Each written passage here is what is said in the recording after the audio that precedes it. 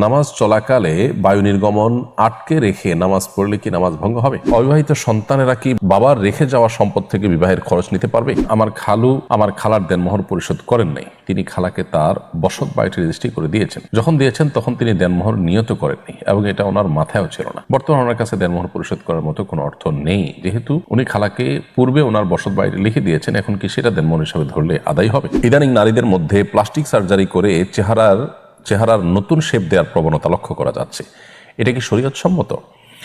যদি জন্মগত কোনো ত্রুটি কিংবা কোনো দুর্ঘটনায় সৃষ্ট ত্রুটি এগুলোকে দূর করবার জন্য প্লাস্টিক সার্জারি করতে হয়, তাহলে সেটা তো অবশ্যই জায়েজ।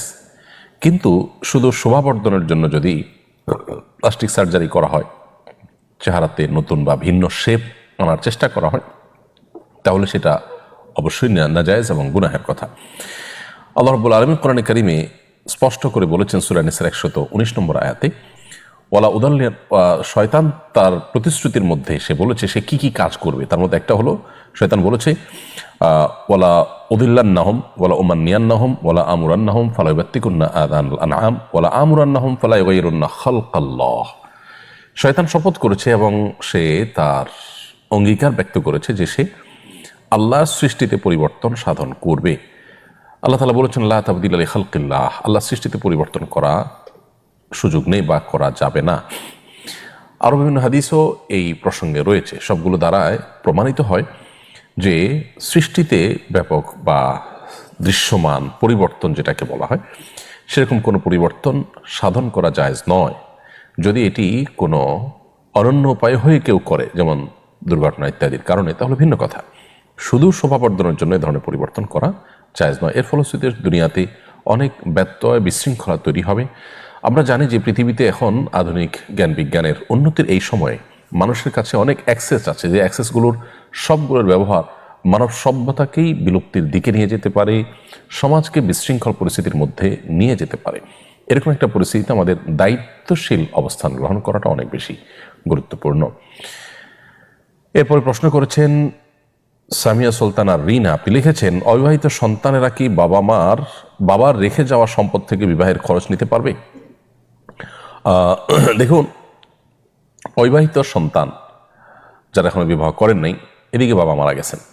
বাবা মারা যাওয়ার পরে বাবার রেখে যাওয়া পরিত্যক্ত সম্পদ থেকে আগে ভাই বোনেরা বাবা বেঁচে থাকতে তার সম্পদে তারা বিয়ে করেছেন বা বাবা তাদের বিয়ে দিয়েছেন নিজের খরচে।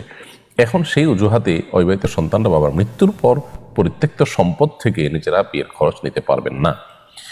কারণ মানুষের মৃত্যুর পরপর সে সম্পদের মালিকানা আর মৃত ব্যক্তির থাকে না। সেখানে মৃত ব্যক্তির ঋণ পরিশোধের জন্য যতটুকু সম্পদের প্রয়োজন ততটুকু, এর বাইরে ওসিয়ত করে থাকলে সেটা 1/3 পর্যন্ত কার্যকর হয়ে থাকে ততটুকু, এর বাইরে বাকি সম্পদ পুরাটুকুরই মালিকানা হল মূলত ওয়ারিসদের। অতএব এখানে এক সন্তান অবিবাহিত, তিনি বিয়ে করে সেখান থেকে যদি টাকা খরচ করেন, তাহলে সেক্ষেত্রে অন্যান্য যারা আছে, যারা এই সুযোগটা নিচ্ছে না বা এই টাকাটা তারা পাচ্ছে না, তারা কিন্তু বঞ্চিত হবে। এখন প্রশ্ন হলো যে আগের যে সমস্ত সন্তানরা বাবার সম্পদে বিয়ে করেছেন, বাবা তাদেরকে বিয়ে করিয়েছেন নিজের টাকায়, তো এখান থেকে তো এই সন্তান বঞ্চিত হলো। এর উত্তর হলো, কেউ জীবদ্দশায় তার সম্পদ থেকে কিছু যদি কাউকে দান করে, গিফট করে, উপহার দেয়, কারোর জন্য ব্যয় করে, খরচ করে, এটা একান্তই তার ব্যাপার এবং সে অধিকার তার আছে। অতএব বাবার বেঁচে থাকার সময় তিনি যা খরচ করবেন সেটা তার একান্ত ঐচ্ছিক বিষয়। তিনি কাকে দিবেন না, বা ছেলেদের মধ্যে কারোর ব্যাপারে প্রযোজ্য হয়েছে তাকে দিয়েছে, যার ব্যাপারে প্রযোজ্য হয় নাই তাকে দিতে পারেন নাই, সেটা ভিন্ন বিষয়। কিন্তু মৃত্যুর পর এটা তার থাকে না, এটা সবার হয়ে যায়। অতএব এখান থেকে একজন বিশেষভাবে সুবিধাটা নিতে পারবে না। এরপর এমডি শাখাওয়াত, আপনি লিখেছেন আমার খালার দেনমোহর পরিশোধ করেন নাই, তিনি খালাকে তার বসত বাড়িটি রেজিস্ট্রি করে দিয়েছেন। যখন দিয়েছেন তখন তিনি দেনমোহর নিয়ত করেননি এবং এটা ওনার মাথায়ও ছিল না। বর্তমানে ওনার কাছে দেনমোহর পরিশোধ করার মতো কোনো অর্থ নেই, যেহেতু উনি খালাকে পূর্বে ওনার বসত বাড়িটি লিখে দিয়েছেন। এখন কি সেটা দেনমোহর হিসাবে ধরলে আদায় হবে? উত্তর হলো যে না, এটা দেনমোহর হিসাবে ধরলে এটা আদায় হবে না। তবে এটি যদি বুঝিয়ে না দিয়ে থাকেন, তাকে জাস্ট মুখে মুখে বলেছেন, তাহলে এখন দেনমোহর হিসাবে সেটা তিনি ধরতে পারেন। আর যদি তাকে এটা বুঝিয়ে দিয়ে থাকেন, হস্তান্তর হয়ে যায় বা তিনি এটা বুঝে নেন, তার দখল এটা চলে যায়, তিনি এটার ভাড়া উত্তোলন করেন বা এটা থাকেন বা যেভাবে হোক তার দখলে চলে যায়, তাহলে সেক্ষেত্রে এইটাকে আর মোহর হিসাবে ধার্য করার সুযোগ নয়, কারণ ওটা দান। আপনি কাউকে কিছু দিয়ে দিয়েছেন, দিয়ে দেওয়ার পর তিনি তা নিয়ে ফেলেছেন, হস্তগত হয়ে গেছে, হস্তান্তর কমপ্লিট হয়েছে, এরপর আপনি যদি বলেন যে তোমাকে এটা দিলাম, এটা এই পারপাসটা পরে নিয়ত করেছেন আপনি, তো এটা আসলে জায়েজ নয়। অতএব এভাবে মোহর হিসাবে সেটাকে ধরার সুযোগ নেই। তবে হ্যাঁ, মুখে বলেছেন, দখল বুঝিয়ে দেন নাই, তাহলে আপনার স্কোপ আছে এখনও সেটাকে আপনি মোহর হিসাবে গণ্য করার। এরপর প্রশ্ন হলো, কাশ্মীরে সম্প্রতি পর্যটকদের উপর হামলা হয়েছে, নিয়ে ভারত হিন্দুত্ববাদী জোশ উত্তাল। এই ধরনের হামলা সম্পর্কে ইসলামের বক্তব্য কি? প্রথম কথা হলো যে এ ধরনের হামলা পরিকল্পিতভাবে মুসলমানদের উপরে দায় চাপানোর জন্য অথবা ভারতের যে ওয়াকফ আইন নিয়ে সারা দেশ উত্তাল হয়েছে সেটা বন্ধ করার জন্য কোনো রকম অপচেষ্টা গভর্নমেন্ট করছে কিনা সেটা অবশ্য বলা কঠিন। সেটা হওয়ার সম্ভাবনা খুব জোরালো। আবার একই সাথে এখানে দেশীয় এবং আন্তর্জাতিক নানাবিধ ষড়যন্ত্র চলমান আছে। ঠিক কোন কারণে বা কোথা থেকে এটা হয়েছে সেটা আল্লাহ তাআলাই ভালো জানেন একমাত্র। এটা হলো একটা বিষয়। দ্বিতীয়ত হলো সেখানে হিন্দুত্ববাদীরা যেভাবে ইসলাম মুসলমানদের বিরুদ্ধে বিষোদ্গার করছে এবং মুসলমানদের নিধনে তারা আপনার অগ্রসর হয়ে আসছে, সেটার ফলশ্রুতিতে রীতিমতো এই অঞ্চলে যে অশান্তি বিরাজ করছে তার পরিপূর্ণ দায় তাদের। এবং যে পরিমাণ মসজিদ মাদ্রাসা তারা ভেঙেছে, যে পরিমাণ মুসলমানদের নিধন তারা করেছে, জুলুম তারা করেছে, তার জন্য অবশ্যই ভারতের হিন্দুত্ববাদ এটার দায় তারা বহন করে। অতএব এ ধরনের হামলা করে উদরপিণ্ডি বুদর ঘাড়ে চাপানোর যে প্রচেষ্টা তাদের মধ্যে আছে, সেই প্রচেষ্টা বোঝার জন্য বা সেটা বোঝার জন্য নতুন করে পণ্ডিত হওয়ার কোনো প্রয়োজন নেই। এরপরে প্রশ্ন করছেন তানভীর আহমেদ, আপনি লিখেছেন, নামাজ চলাকালে বায়ু নির্গমন আটকে রেখে নামাজ পড়লে কি নামাজ ভঙ্গ হবে?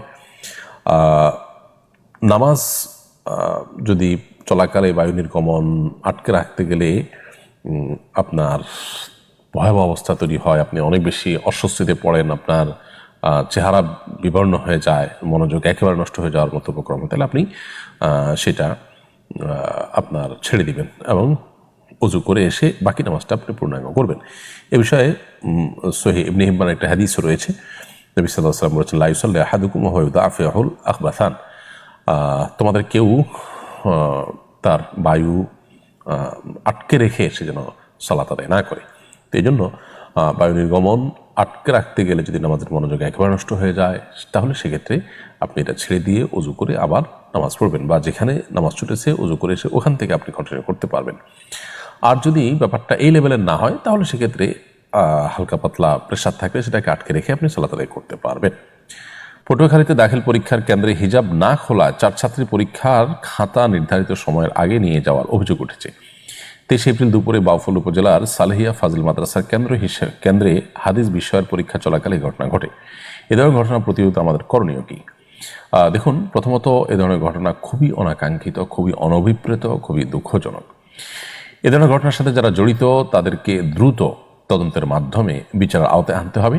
তা না হলে দীর্ঘদিন যাবৎ যে মুসলমানদেরকে দমিয়ে রাখার অপচেষ্টায় দেশে করা হয়েছিল এবং মুসলমানদের উপরে হিন্দুত্ববাদ চাপিয়ে দেওয়ার চেষ্টা করা হয়েছিল, সেই ভূত যদি সমাজে আবারও নতুন করে মাথাছাড়া দেয়, তাহলে সেক্ষেত্রে আবারও সমাজ বিশৃঙ্খল হবে, মানুষ অশান্ত হয়ে উঠবে। বিধায় এই ঘটনার সুষ্ঠু তদন্ত এবং এর যথাযথ বিচার আমরা দাবি করছি।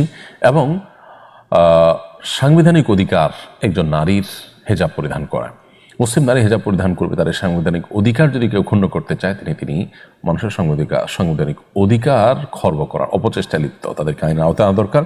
এবং এই ধরনের দুঃসাহস যেন কেউ দেখাতে না পারে, সেজন্য দৃষ্টান্তমূলক শাস্তি আমরা দাবি করছি। আপনি সম্প্রতি থাইল্যান্ড সফর করেছেন বলে শুনেছি, সেখানকার দাওয়াতি কাজের অভিজ্ঞতা জানাবেন বলে আশা করছি। দেখুন, থাইল্যান্ড সফরের অভিজ্ঞতা আমার খুবই তিক্ত। সেখানে প্রবাসী বাংলাদেশিরা প্রথমত সংখ্যা অনেক বেশি নন, সম্ভবত 200,000 কাছাকাছি বাংলাদেশি সেখানে অবস্থান করছেন, যদিও প্রচুর পরিমাণ পর্যটক সেখানে যান। বাংলাদেশিদের নিজস্ব তেমন কোনো মসজিদ নাই বললে চলে, আমি যতটুকু শুনেছি। এবং ব্যাংককে আমার যে প্রোগ্রাম হয়েছে সেখানে 150 শতাধিক মানুষ উপস্থিত ছিলেন। এটা আমার জানা মতে বা সেখানকার প্রবাসীদের ভাষ্য মতে বাংলাদেশিদের প্রথম কোনো দিনই আয়োজন, যা খুবই দুর্ভাগ্যজনক। বাংলাদেশ থেকে মাত্র 2 ঘন্টা বিমানের দূরত্ব, এরকম একটা জায়গায় বাংলাদেশিদের সেখানে আরও বেশি দাওয়াতি কাজ, ইসলাম চর্চা হওয়া উচিত। বিশেষ করে সেখানকার যে সার্বিক পরিবেশ, সে পরিবেশে আমাদের দিনই চর্চা যদি আরও ভালোভাবে, শক্তিশালীভাবে, বলিষ্ঠভাবে না থাকে, তাহলে সেক্ষেত্রে আমাদের ইমান, আমল, আমাদের আখলাক চরিত্র ধরে রাখা খুবই কঠিন। সেজন্য যারা সেখানে আছেন তাদেরকে আমরা উদাত্ত আহ্বান রাখতে চাই, তারা যেন আরও বেশি বেশি সেখানে দাওয়াতি কাজ করেন এবং নিজেদের বিভিন্ন দাওয়াতি কাজের জন্য দিনই চর্চা কেন্দ্র বাড়ান এবং নিজেদের মধ্যে বিভিন্ন রকমের কোরআনের হালাকা, দাওয়াতি কাজ, অ্যাক্টিভিটিস, এগুলো যেন তারা বাড়ান। এই জন্য তাদেরকে আমরা অনুরোধ করব।